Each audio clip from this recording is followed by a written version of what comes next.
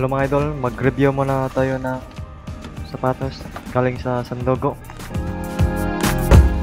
Buksan natin mga idol. Yung sapatos na to mga idol ay pang cleat shoes. Kaya mag-practice tayo ng cleat shoes.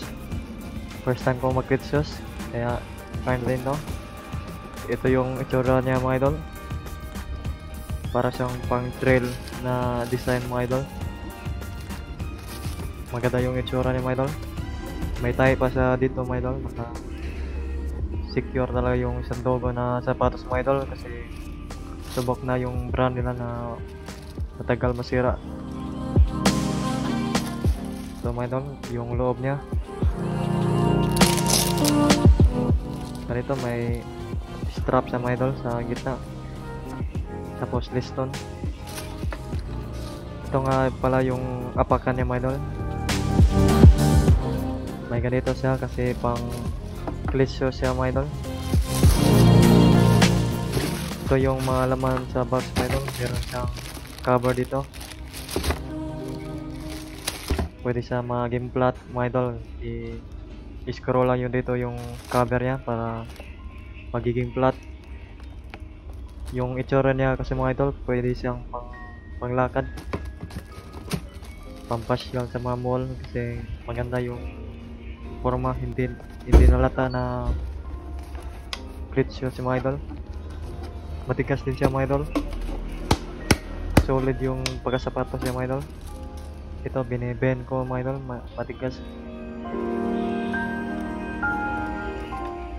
Maganda yung pagkagawa niya mga idol. Dito sa gilid mga idol, medyo mataas para maprotektahan yung sa gilid ng paa natin. Mga idol, try ko sinusuot mga idol.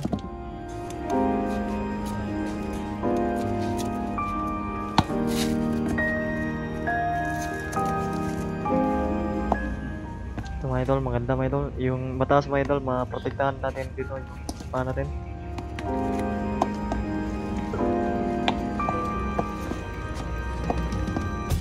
Ilalagay na natin yung attachment mga idol. Hindi ito kasama sa package kaya kailangan natin bumili nito. Dapat compatible ito sa pinta natin na pang cleats. Dito madali lang i-install mga idol. 2 bolts lang yung ilagay sa akin. Iba-iba yung forma nito mga idol. Dapat pang MTB na cleats mga idol. Kasi iba din yung sa road bike. First time ko po ito mga idol, kaya try muna tayo mga idol.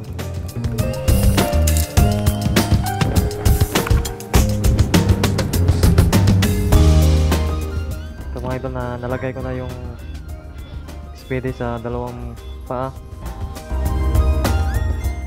Ganito, hindi makikita yung speedy dito sa baba mga idol. Yung attachment hindi na matapakan. Yung attachment hindi matapakan dito mga idol. Napanood ko sa tutorial kung paano mag-adjust sa attachment. Dapat dito sa buto, hanapin yung buto sa paa natin, tapos markahan lang natin. Ito minarkahan ko na mga idol. Tapos sa kabila minarkahan ko na. Gumamit pala ako ng tape para hindi madumihan yung sapatos. Tapos hanapin yung center line niya mga idol. Pag nahanap yung center, igigit na siya sa attachment mga idol. Yun mga idol. So mga idol, testing ko na mga idol. Testing muna tayo mga idol. First time ko kasi mga idol. Newbie pa ako. Pero rattle pa ako dito mga idol. Mga idol na. Simple lang ako dito mga idol kasi newbie pa ako. So mga idol, nahirapan ako magtanggal mga idol. Ayun, dito naman tayo mga idol kasi yung carbon simple lang ako nun, kaya napahinga na lang ako. Hanap tayo ng taas na lugar mga idol. Ito na medyo magaling na ako dito mga idol. simple lang dito mga idol kasi walang ganong dumadaan na mga motor. Ito mga idol, dali lang iakyat mga idol kasi nakukuha na yung pagpedal ko compare sa flat pedal. Pero dandahan lang ako dito mga idol kasi simple lang ako dito. Ito mga idol, yung look niya mga idol, maganda na mga idol. Bagay sa bike ko mga idol kasi orange. Ganda niya mga idol. Solid yung look niya mga idol. Ito yung baba niya mga idol.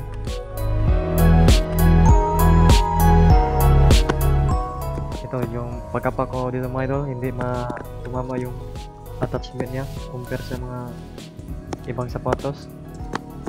Hindi na kailangan pinto ako mga idol.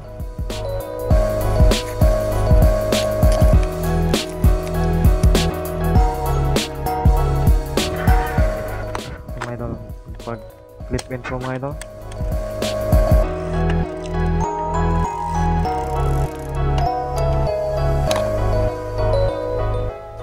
Tapos clip out, ganito lang. Madali lang. Ganda dito ng lugar mga idol. Relax muna tayo. Nabutan ako ng gabi dito mga idol sa pagre-relax. Solid mga idol. Ito mga idol, malayo na akong napuntahan gamit itong sapatos. Hindi na ako sumimplang dito mga idol.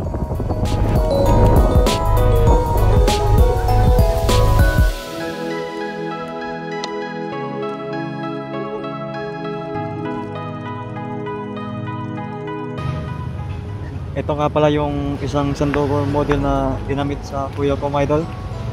Cycling shoes din ito mga idol. At cleats, pero solid din yung itsura mga idol.